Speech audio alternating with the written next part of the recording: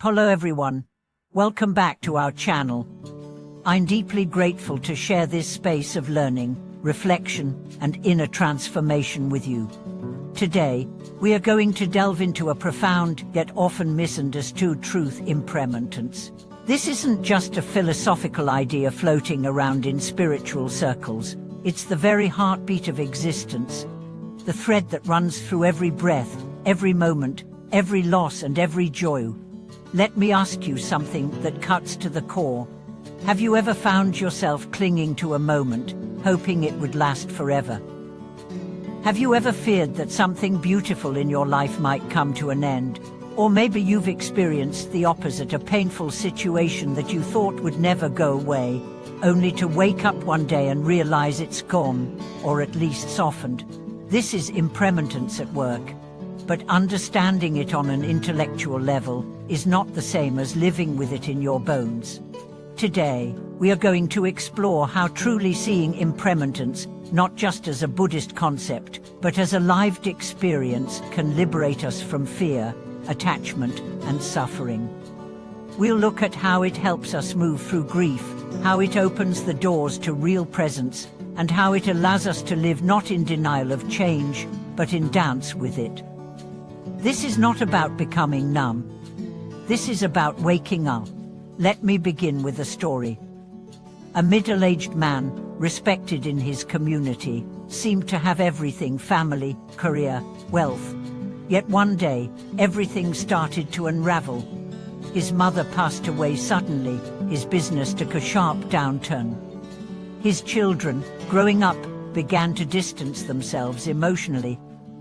He felt as if the ground beneath his feet was breaking open. He sought refuge in distraction, in alcohol, in entertainment, but nothing worked. Eventually, he met a Buddhist monk who said to him, "Everything you are losing was never yours to keep."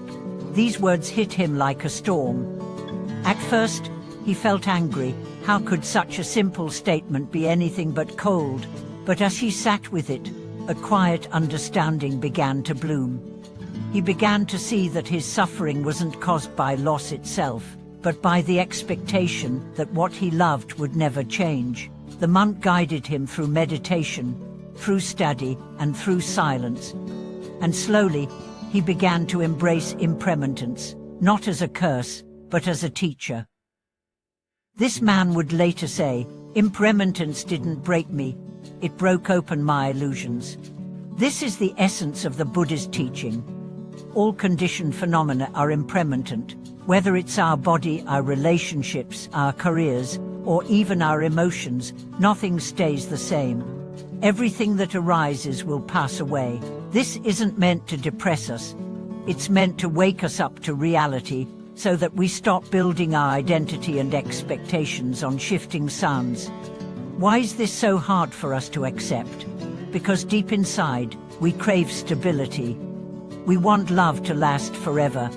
We want our bodies to remain youthful. We want our favorite moments to stretch into eternity.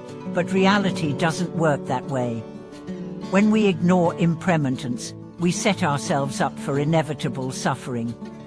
But when we embrace it, we unlock a door to deeper presence, compassion, and wisdom. Let's take the death of a loved one, something many of us have faced.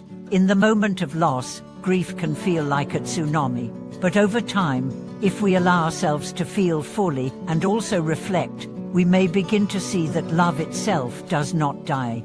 The form changes, the voice is gone, the presence is no longer tangible, but the love, the lessons, the imprint on our hearts remain.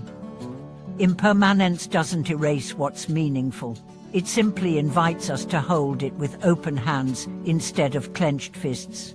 There's another way impermanence helps us. It gives us hope, because just as the good doesn't last, neither does the bad. No storm is eternal. Every pain softens. Every dark night eventually gives way to dawn.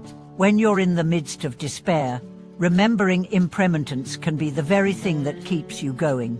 You realize, "This too shall pass." And not as a cliché, but as a live truth. I want to share another story. A woman in her 50s, having just lost her only son in a car accident, came to a monastery in complete devastation.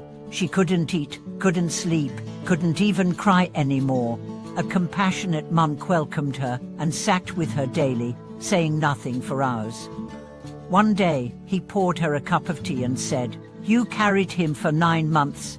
You raised him for 20 years. He was never yours.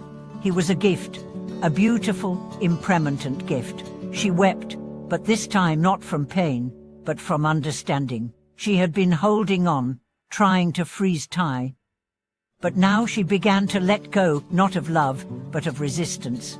Impermanence also invites us to cherish the now. When you realize nothing lasts forever, every moment becomes precious.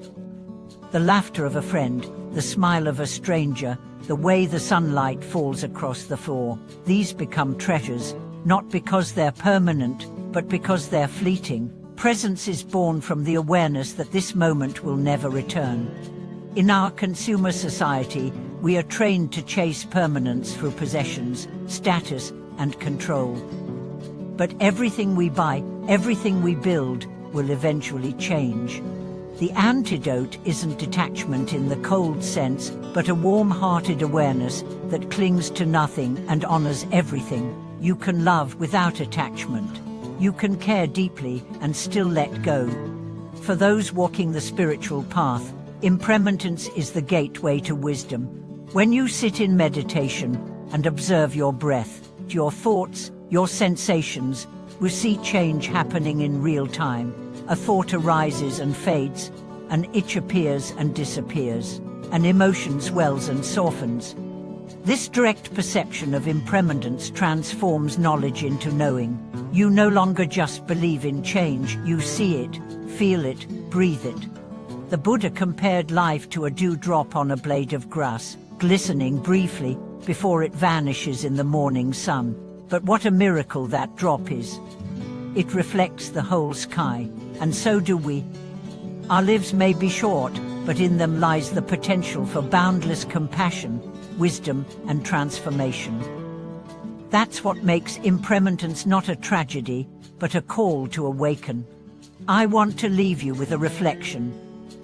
What in your life are you clinging to, believing it will last forever? And what might shift in your heart if you could see it as temporary? Would you love more deeply, forgive more easily, live more presently? Share your thoughts in the comments below. What has impermanence taught you? How have you changed through the realization that everything changes? And if this video spoke to you, helped you reflect, or brought a sense of peace, please give it a like, share it with others who may need it, and don't forget to subscribe. This journey is one we walk together. Thank you for watching this video.